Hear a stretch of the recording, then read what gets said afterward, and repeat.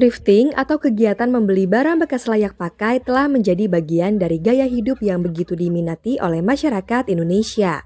Namun kini, tren tersebut menghadapi ancaman, menyusul pernyataan Menteri Keuangan Purbaya Yudisadewa yang menggulirkan kembali soal bisnis thrifting sebagai kegiatan ilegal yang merugikan negara.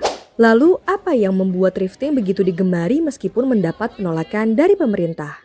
Alasan suka thrifting itu karena itu sih aku jarang banget nemu orang yang sama gitu baju sama aku. Jadi kebanyakan kalau thrifting tuh emang model cuma satu aja. Jadi kayak bener-bener apa ya, spesial gitu. Harganya terjangkau. Siapa yang nggak mau harga terjangkau? Kalau 100.000 dipakai sebut untuk satu baju, di thrifting kita 30.000, 70.000 bisa dipakai buat selain itu. Itu kan membantu ekonomi. Para pedagang thrifting seperti Norma dan Yanti yang menggantungkan seluruh penghasilan dari usaha jual beli pakaian bekas impor itu merasa terpukul dengan adanya wacana pelarangan thrifting. Bahkan sejak isu ini mencuat, jumlah pembeli sudah mulai menurun drastis. Makin berkurang, makin merosot. Habis lebaran itu ditambah lagi dengan isu ini, udah kemarin juga habis demo, ngaruh juga. Karena kan halte itu yang di halte Senen, jadi pengaruh banget. Jadi turun banget.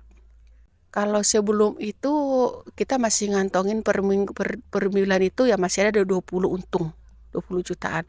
Kalau sekarang separuh pun nggak ada.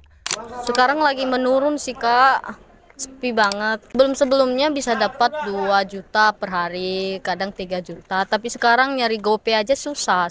Diketahui awalnya tren thrifting merupakan gerakan sosial dan peduli lingkungan, tapi kini pergerakannya dinilai meresahkan industri tekstil dan UMKM.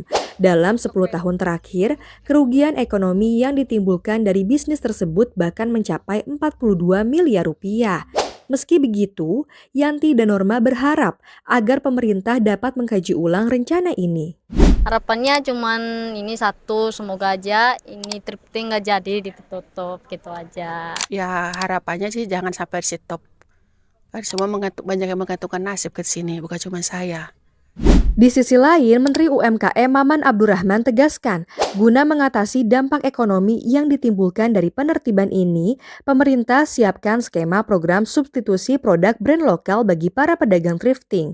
Namun, sebagian pembeli menilai rencana ini bisa menimbulkan persoalan baru, sementara lainnya menyetujui asalkan ada dialog terbuka dengan para pedagang. Kalau emang mau bener-bener jalan, turun ke bawah beneran. Nggak gampang loh kayak gini, orang kesini, orang dagang di sini juga karena mungkin nggak ada pilihan loh. Keuntungan kecil, yang penting bisa jalan, yang penting bisa ada aktivitas. Kalau ditutup mati, mau kerja apa? Pengangguran jadinya yang muncul, hanya karena ego, hanya karena kebanggaan, iming-iming dukung industri lokal. Ngomongnya gampang, ke dalamnya lagi ditelusuri lagi gampang, enggak. Mendingan kayak untuk di tengah-tengahnya aja ngikutin regulasi, jadi tetap boleh tapi tetap ada aturan yang berlaku gitu, jangan nggak dibolehin banget ya. Oke Sobat Tirto, gimana nih pendapatmu terkait polemik bisnis thrifting yang terus bergulir hingga saat ini? Yuk sampaikan pandanganmu di kolom komentar.